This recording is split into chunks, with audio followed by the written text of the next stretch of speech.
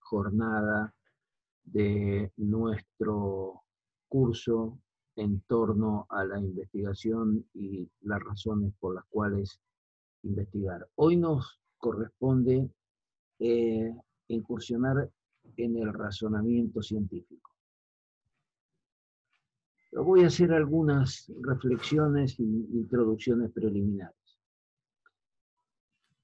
Mientras estamos recorriendo este sendero informativo sobre la disciplina metodológica, nuestra mente se va formando, se va formateando, si ustedes quieren, para usar un término más adecuado a este tiempo, se va formando en torno al comportamiento que requiere un proceso de investigación. Eso es lo que estamos buscando. ¿Cuál es el comportamiento adecuado que requiere un proceso de investigación? La mentalidad investigadora es la de un pensamiento habituado a trabajar con orden y respetar un procedimiento lógico. Este procedimiento ordenado, este procedimiento lógico, asegura que el resultado, que el pensamiento que resulte, que el aporte que resulte, tenga razón, tenga fuerza, posea razón.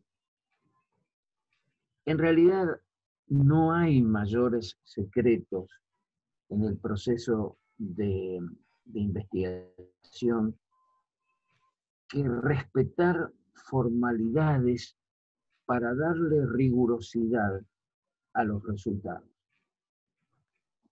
Un razonamiento metódico minimiza la precipitación y la emocionalidad en el proceso de investigación. Esto asegura objetividad en los resultados. Esto provee de objetividad a los resultados. Insistimos mucho ayer en esto, pero es la resultante de lo voy a repetir, un procedimiento de análisis que no sea precipitado y que no sea emocional. Si ustedes repasan los cuadros utilizados ayer, se van a dar cuenta que nos situamos en esa gráfica de las verdades, de las creencias y del pensamiento científico como tal.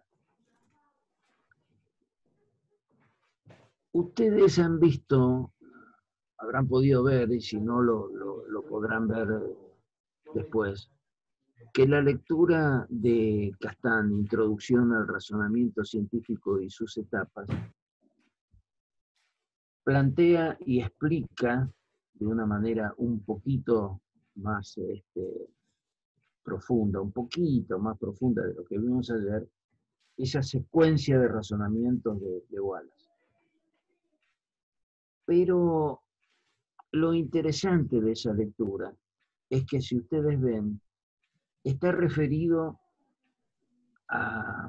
forma parte de un documento de trabajo de una escuela de salud, una escuela de salud pública. ¿Y por qué digo que es interesante esto? Porque muestra la universalidad metodológica. El razonamiento de Wallace es válido para todas las disciplinas, para todas las temáticas.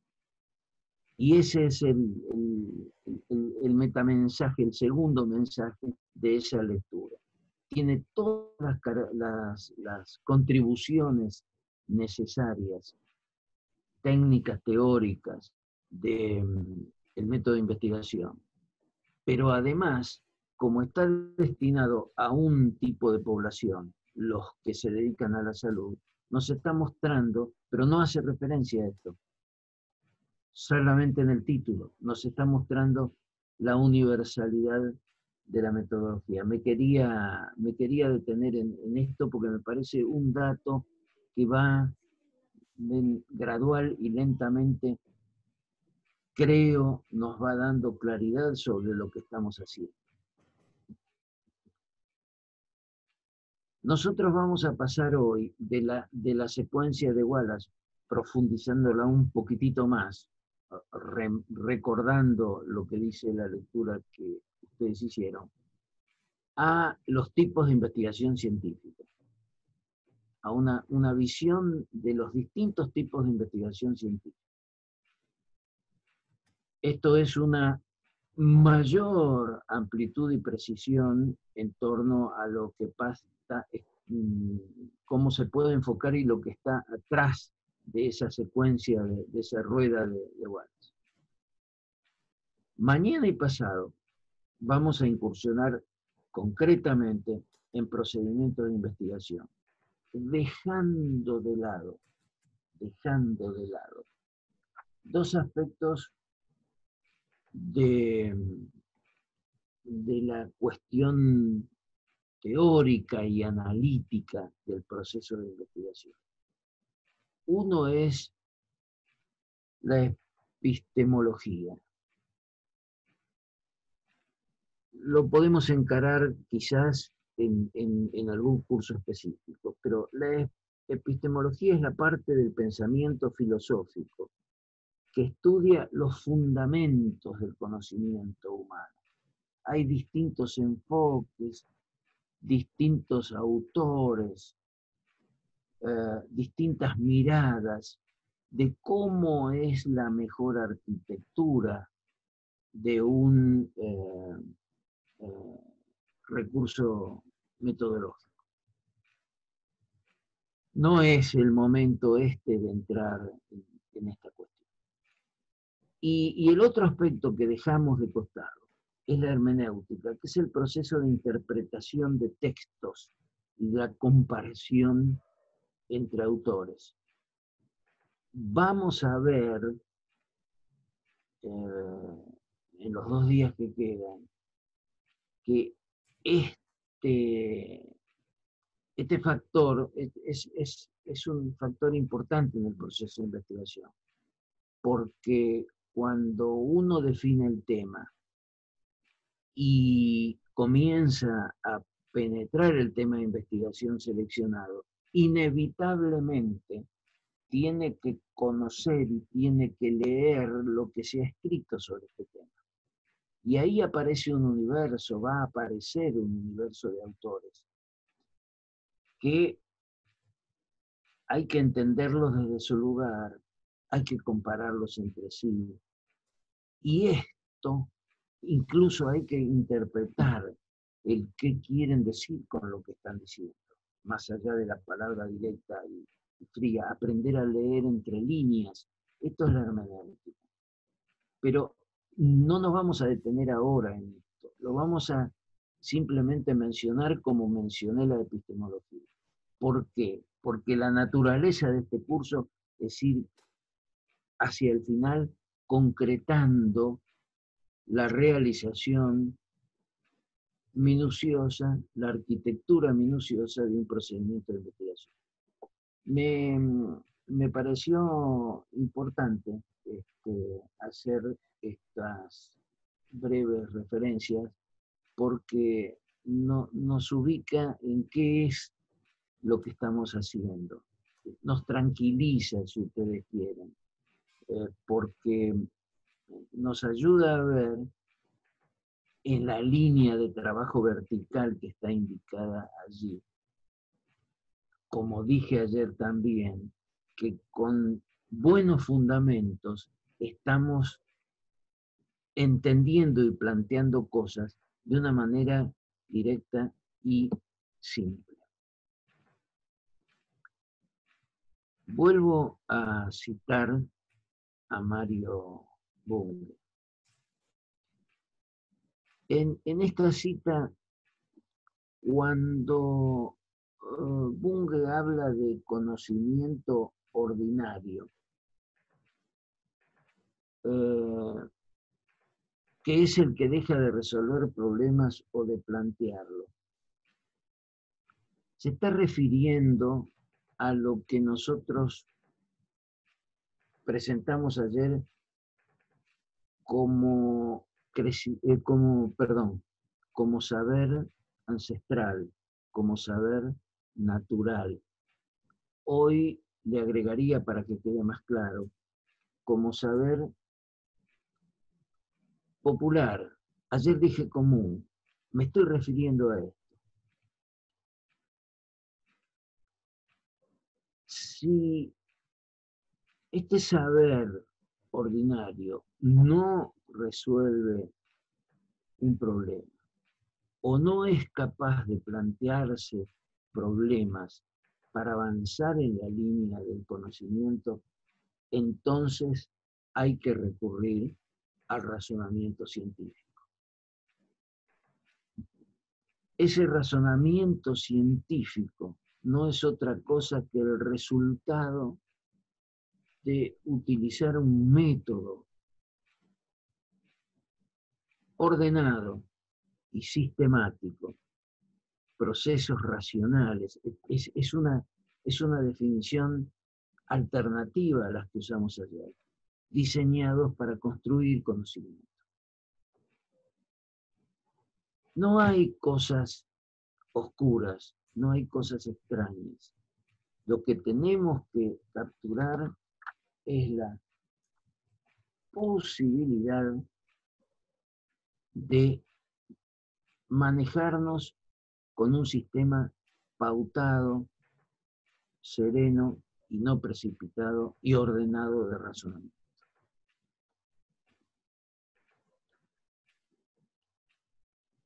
Ayer vimos esta secuencia. Esta secuencia es la primera aproximación a esa forma de ordenar el proceso de investigación. En realidad, es una forma de ordenar nuestra mente para realizar una tarea que sea clara y bien fundada.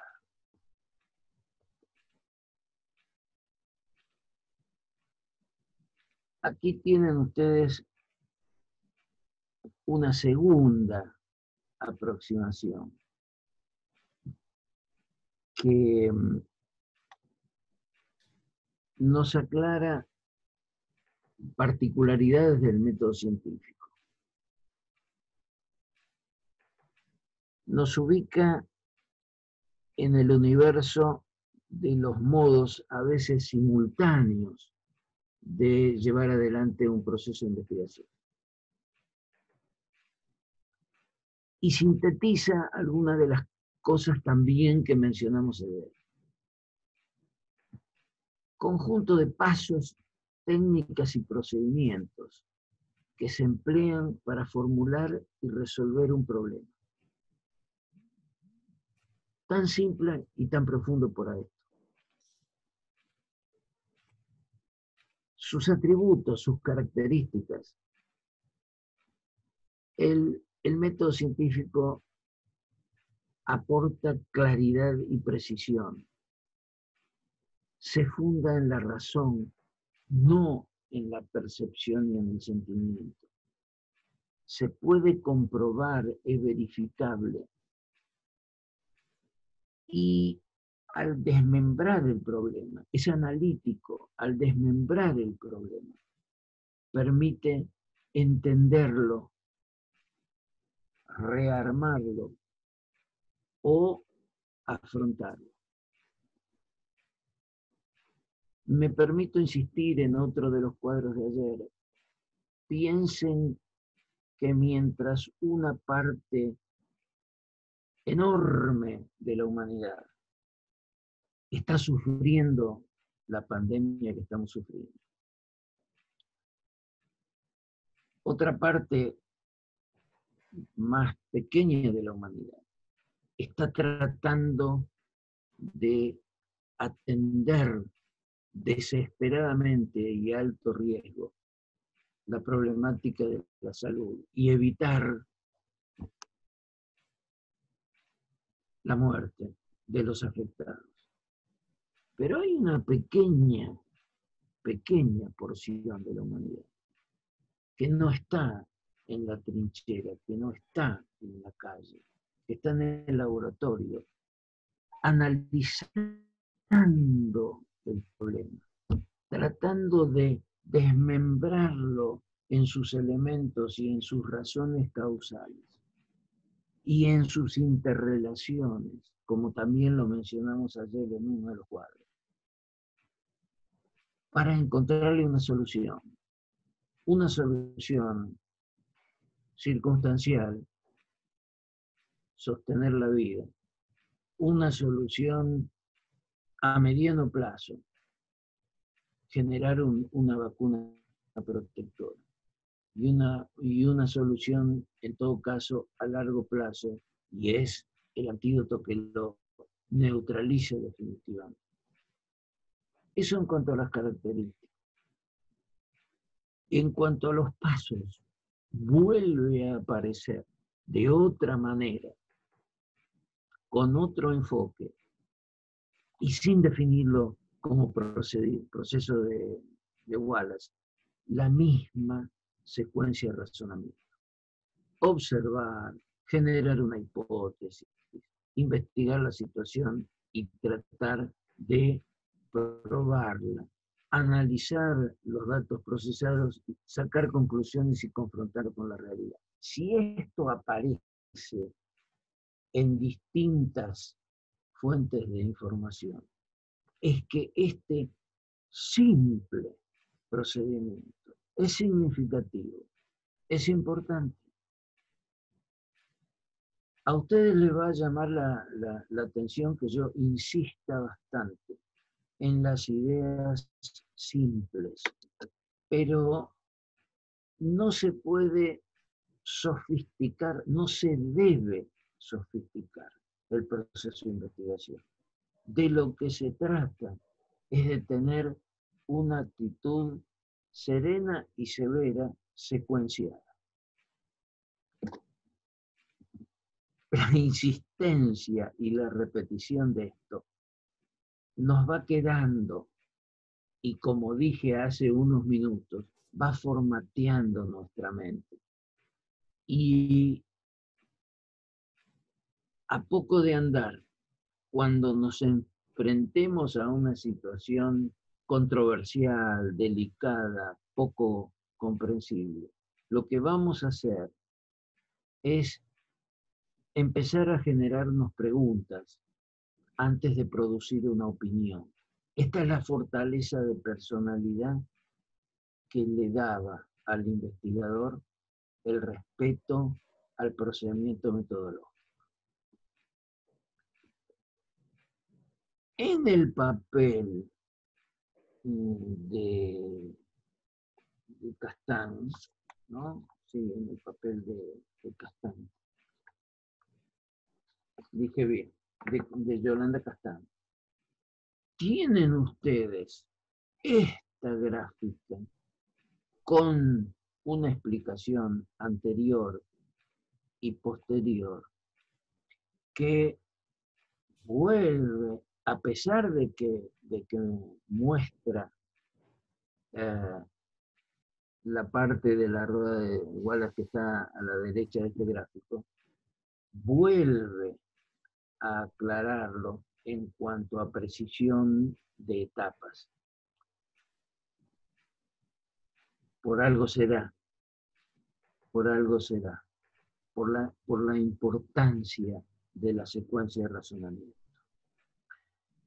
Aquí les voy a proponer algunas definiciones un poco más precisas. Algunas de ellas las hemos visto, otras no, pero las voy a mencionar porque están al final de esta presentación. Si se comprueba la hipótesis, se elabora una teoría. Lo vimos ayer, la hipótesis es una conjetura con la que uno a priori, antes de realizar el proceso de análisis, trata de explicar un hecho o problema.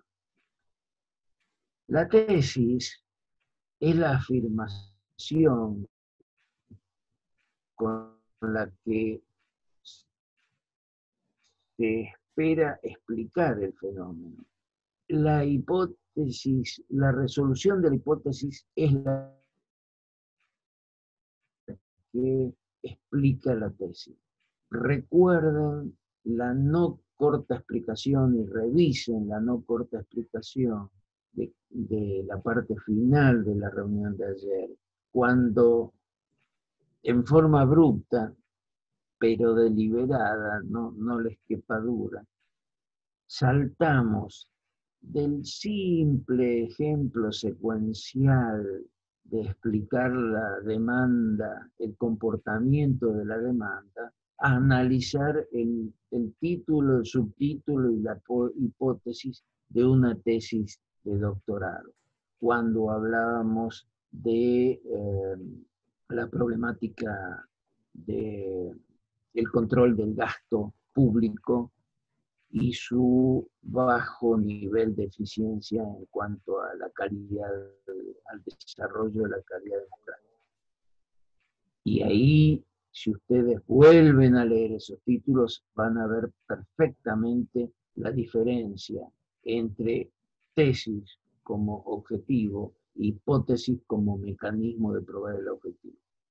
Cuando todo esto se ha cerrado y está claro, depende de la naturaleza del problema que se investigue, se puede formular una teoría. En los ejemplos que hemos utilizado es muy clara el caso del estudio de la demanda y cómo se comporta la demanda, el consumidor frente a distintos precios en la demanda de esto se conoce como teoría de la demanda. Esa teoría dice las cantidades demandadas son una relación inversa al comportamiento de los precios. Perfecto, perfecto. No está, no, está dicho en una formulación muy simple lo que se ha analizado en el rastreo experimental entre la hipótesis y ir a ver los precios en un mercado y el comportamiento de los precios en un mercado. Ese es el estado objetivo, mientras yo en la hipótesis estoy diciendo, si el precio es 1, las cantidades demandadas son tales, si el precio es 5, las cantidades demandadas son menos, si el precio es 10, las cantidades demandadas son mucho menos. Cuando voy a observar el comportamiento del mercado, ya no me encuentro con alternativas de precios. Me encuentro con datos históricos que indican cuánto se compró según que los precios han ido bajando. O sea, ahí tengo que ir a un recurso, a un registro estadístico, ver la venta en función de los precios. Hoy nos vamos a dar cuenta que yo, en lugar de investigador, en lugar de imaginar alternativas de comportamiento, si el precio es tal, si el precio es cual, yo puedo trabajar sobre un grupo de investigación, sobre un grupo de análisis, voy a volver a repetir esto más adelante, y preguntar lo que se llama en la investigación de mercado un focus group, un grupo focal. Yo reúno 5, 6, 7 personas, las consulto. ¿Qué actitud de compra tendrían ustedes si el precio del combustible es A, si el precio del combustible es B o si el precio del combustible es C? Capturo las respuestas. Ellos no han manifestado objetivamente, ellos no han ejecutado una acción de compra, pero sí han manifestado su voluntad de comportamiento alternativo. Por esa línea de investigación, yo en lugar de imaginar, estoy haciendo un estudio primario, estoy capturando las alternativas de comportamiento a través de indagar grupos de personas. Esto lo hago antes de que ellos se manifiesten en el mercado. Cuando busco estadísticas, estoy buscando una base de datos que que me pruebe la hipótesis a partir de la realidad de los hechos. El último paso es elaborar, tampoco, esto no se da en todas las investigaciones, pero en investigaciones conceptuales tan fuertes como, voy a seguir usando el mismo ejemplo, el pensamiento económico ha definido como este comportamiento de las cantidades demandadas respecto a los precios es general, histórico, se da siempre así. Entonces, yo puedo emitir una ley, una normativa general que explique el fenómeno del problema que estudia. No se da en todas las investigaciones, pero en algunas investigaciones yo someto una célula a determinados reactivos, a determinados reactivos. Veo un comportamiento celular es sistemático y equivalente, y lo comparo con otras células del mismo reactivo, la consecuencia de esta misma, yo puedo, además de probar mi hipótesis, elaborar una ley que diga, ante la presencia de un reactivo de estas características, la célula se comporta en todos los casos de esta manera. ¿Por qué explico esto? Porque son conceptos que ustedes van a encontrar en la literatura que analiza la metodología de investigación, que se va a filtrar en los textos que estamos dando para leer como complemento de estas exposiciones. La lectura para hoy, que es una lectura pura, Mario Bunge, es muy detallada, muy precisa en estos aspectos. Les va a resultar muy ilustrativa. Tiene algunas partes que son un poco más áspera, más rígida, pero que no hacen a la esencia de la comunicación que trata de hacer Mario Bunge en esa. De modo que las dos lecturas tienen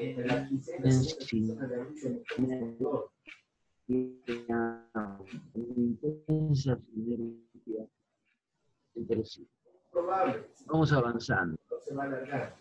Ahora sí, vamos a entrar a analizar los tipos de investigación científica.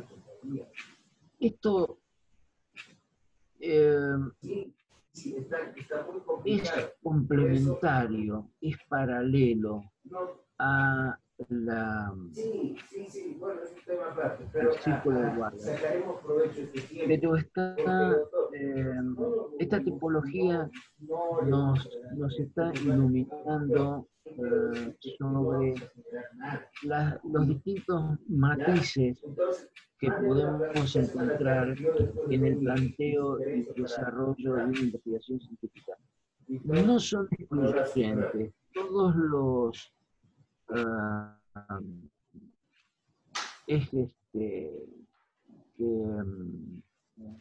terminan en rectángulos verdes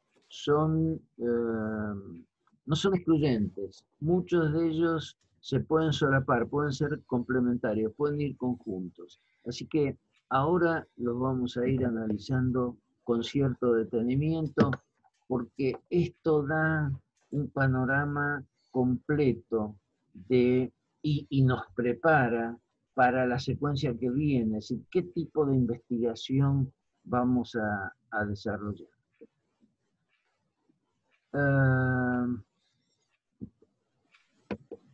Empezamos por aquí. En función del propósito. Esto lo vimos ayer. La investigación puede ser básica, si ustedes quieren, teórica. Es propia de las ciencias física, físico-matemáticas y de tipo biotecnológico. O puede ser aplicada.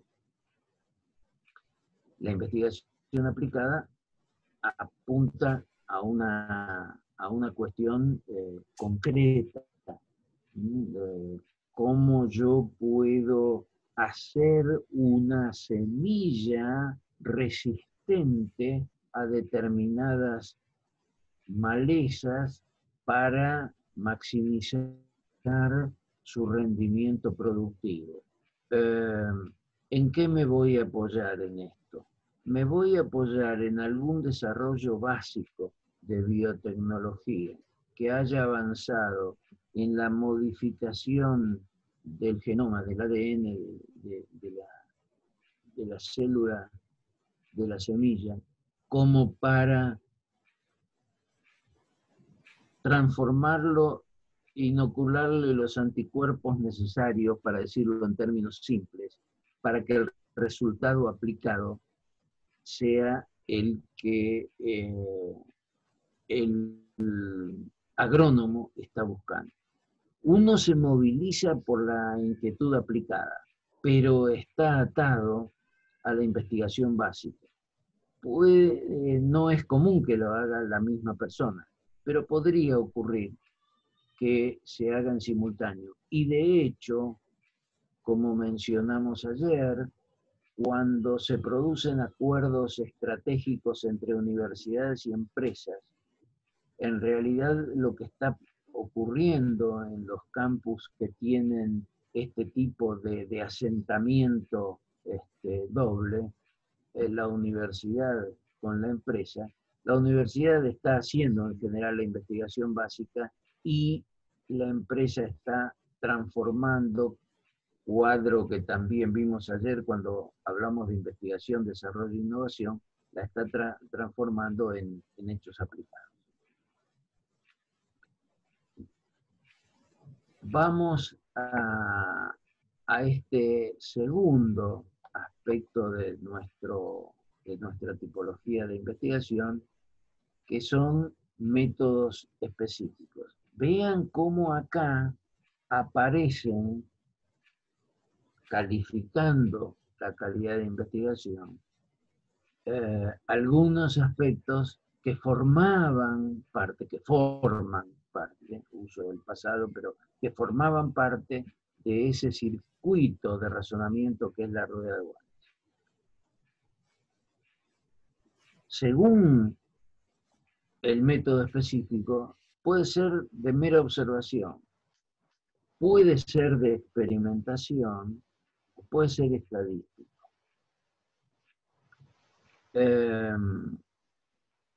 Cuando los científicos lanzan objetos de estudio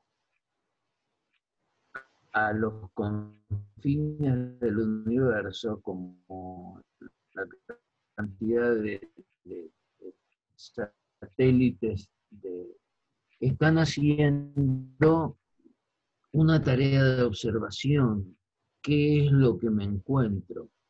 No pueden, es un tipo de investigación que no puede experimentar, sí puede analizar, sí puede evaluar. La experimentación implica reproducir determinadas condiciones,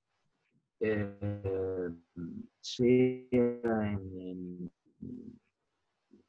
campo, sea en laboratorio. Cuando digo en campo no me estoy refiriendo solamente a la producción. Uno puede, en un grupo de investigación, haciendo una encuesta y tomando un universo de gente para ver cómo reacciona frente a determinados apelativos. O puede tomar un grupo focal, un pequeño grupo, como muestra representativa de una parte sobre el mismo tema. ¿Qué opina un grupo de profesionales? ¿Qué opina un grupo de trabajadores, qué opina un grupo de intelectuales y de experimentación. Yo estoy sometiendo a las personas a un catalizador, cómo me reacciona frente a esto. Pero como son de naturaleza distinta, uno es trabajador, otro es profesional, otro es intelectual, puedo después comparar las reacciones y sacar la habilidad para utilizar métodos matemáticos. Adelante entonces. Voy a reiterar este último aspecto del recurso, digamos, del tipo de investigación estadística. Es otro método posible que implica trabajar sobre datos disponibles, registros disponibles, o, por supuesto, analizando la calidad, de la veracidad de esos registros. Y esto va a requerir del investigador la habilidad para trabajarlos matemáticamente, ver el promedio de observaciones, la relación de todas las observaciones respecto a su promedio, ver cómo se distribuye el tiempo, o eventualmente elaborar esas estadísticas a través de estudios propios de investigaciones de mercado. Cuando uno prepara una encuesta que está apuntando a indagar a un grupo social sobre el tema que le preocupa, el resultado de la encuesta la tiene que procesar.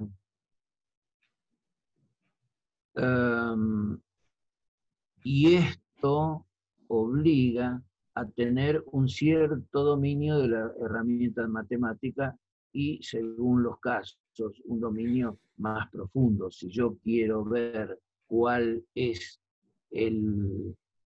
si quiero relacionar dos variables, comportamiento del turismo respecto a la cantidad de feriados disponibles, tengo que recurrir a instrumentos matemáticos más sofisticados que son estudios de correlación, ¿sí? Cómo está relacionada una variable con la otra. No todas las investigaciones requieren análisis estadístico, pero aquí está planteado como métodos.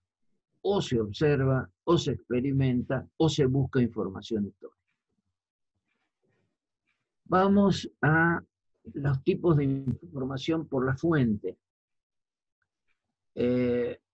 Vean que con lo que acabamos de decir, con las cosas que acabamos de decir hasta ahora, esto de alguna manera indica interrelación. La investigación experimental es del laboratorio, el tipo de investigación experimental es del laboratorio que surgen los datos de información. Si estoy analizando opiniones de personas o registros estadísticos, o estoy analizando documentos históricos, esto es documental. Y si estoy haciendo encuestas, estoy haciendo trabajo de campo. Entonces, ustedes se van dando cuenta que en esta gráfica se ilumina enormemente el trabajo de investigación a través de los matices que puede tener, pero son complementarios, no son alternativos. ¿Qué pasa con la naturaleza de los datos? Bueno, los datos pueden ser de tipo cualitativo o de tipo cuantitativo. Vamos a los cuantitativos porque hablamos hace poquito de estadísticas. estamos refiriéndonos a cantidades. Si yo hago encuestas propias y lo voy sacando de mis datos, si yo trabajo sobre balances de empresas y voy sacando información de balances de empresas que no existen disponibles, yo estoy elaborando fuentes propias. Y si utilizo estadísticas publicadas, son fuentes secundarias. Estos matices son importantes. No es lo mismo, no tiene la misma calidad un trabajo de investigación que trabaja con fuentes secundarias que aquel que hace un esfuerzo de investigación para tener fuentes primarias en la actividad en los próximos días. Vamos a incursionar en esto. La cualitativa es sutil, no implica disponer de números. Puede ser una investigación de tipo histórico, de tipo poblacional, de análisis de casos, como hemos explicado, o puede ser a partir de activa, de entrevistas personales. El concepto de participativa está en este cuadro, no me resulta demasiado feliz, pero más bien es sería de tipo complementario. Yo no estoy trabajando de forma activa, sino pasiva. Me gusta más la palabra pasiva que participativa. ¿Pasiva en qué sentido? No estoy movilizando actores, no estoy haciendo encuestas, pero sí estoy yo trabajando sobre documentos históricos, estoy compartiendo, estoy participando a quien reciba los resultados de investigación de aquellas, de aquellas fuentes de datos que yo he utilizado. Por el manejo de las variables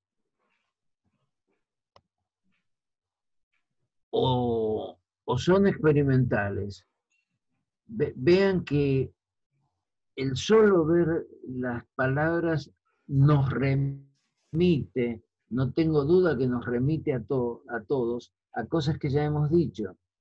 Las variables las puedo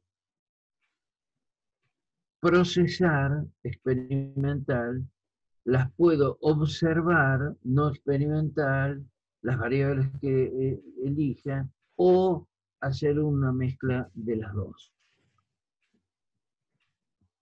Este es quizás uno de los más complejos por las definiciones que implica, pero es el más central, es el que cualifica el tipo de proceso analítico que voy a utilizar en la investigación.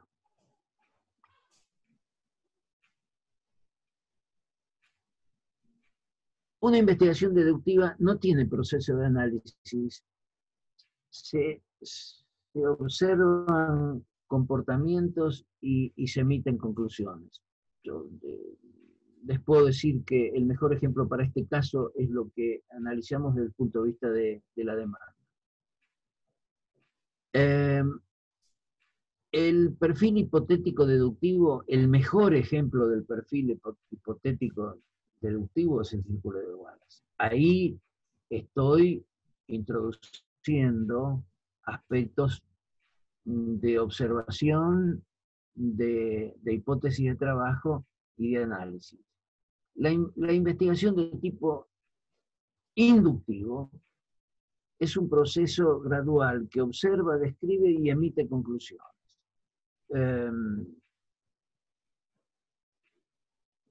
Está muy emparentado con lo deductivo, pero tiene otro procedimiento. Yo en el deductivo observo y saco conclusiones. Aquí observo, describo y recién entonces emito conclusiones. Puede ser analítico. Esto hemos dado una enorme cantidad de ejemplos a lo largo de la exposición, que es la descomposición del problema en sus componentes y sus interrelaciones. Es una investigación sintética aquella que observa determinadas comportamientos y particularidades y saca conclusiones. Esto se utiliza mucho en psicología. Si determinado tipo de personalidad, de comportamiento personal, inevitablemente va a generar un tipo de actitud. Volvemos a puntos que ya hemos analizado. Una investigación estadística trabaja sobre datos registrados, o una investigación etnográfica trabaja sobre personas. Aquí aparecen el tema de los focus group que ya he expresado. Como ustedes ven, en este punto del diagrama, este punto del diagrama está absorbiendo algunas de las otras clasificaciones de los tipos de investigación que por una cuestión de orden mental hemos tenido que aislar. Pero reaparecen de distinta manera y en su conjunto van identificando la investigación que voy a llevar adelante.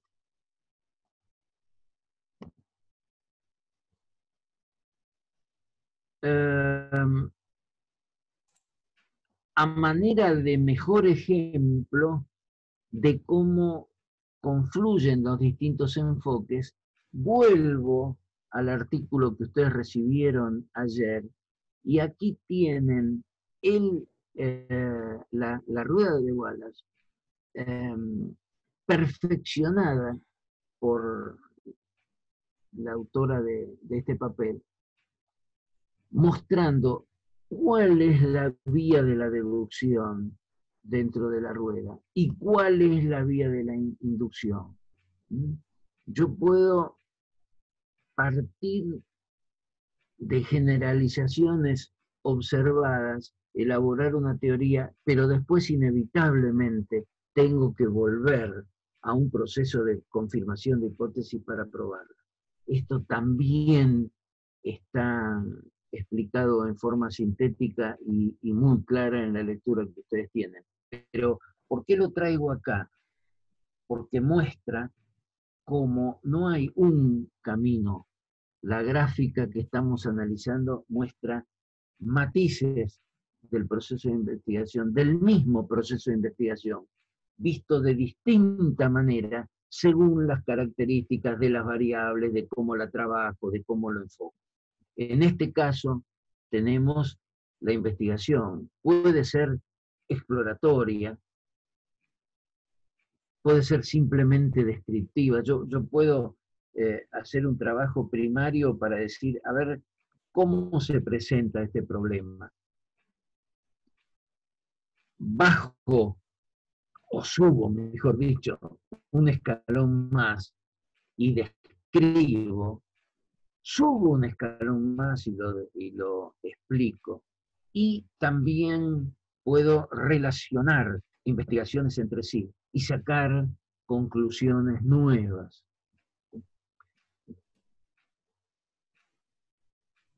Puedo hacer análisis simultáneos o puedo hacer comparaciones de tiempo. Si yo estoy analizando, a ver, les voy a dar un ejemplo muy concreto, puedo analizar la naturaleza de la gestión económica de un gobierno a principios o digamos a la altura del siglo pasado, 1920, y cuál es la situación de gestión pública a la altura del 2020 y comparo dos en forma diferida dos situaciones similares. Y finalmente nos queda, si mal no recuerdo, el periodo temporal en el que estoy realizando la investigación. Si a lo largo del tiempo o es una misma manera de mirar esto. Aquí tiene una síntesis. Este cuadro ha descrito de una forma detallada los perfiles de un proceso de investigación y sus características. Pero no son opcionales ni alternativos. Se pueden simultáneamente, según las variables. Desde el punto de vista del planteo de un trabajo de investigación, es el método hipotético deductivo. Vuelvo a esto que planteé al inicio de esta exposición. Lo que estamos viendo son modos de ordenar nuestra cabeza para trabajar metódicamente. Este es el núcleo del razonamiento científico. Mañana vamos a bajar a las pautas y orientaciones metodológicas concretas para hacer frente o para plantearnos desde base cero un proceso de investigación, respondiendo, me parece que a una pregunta que hizo, si la memoria no me falla, Pablo ayer. Nos vemos mañana entonces. Gracias por estar allí.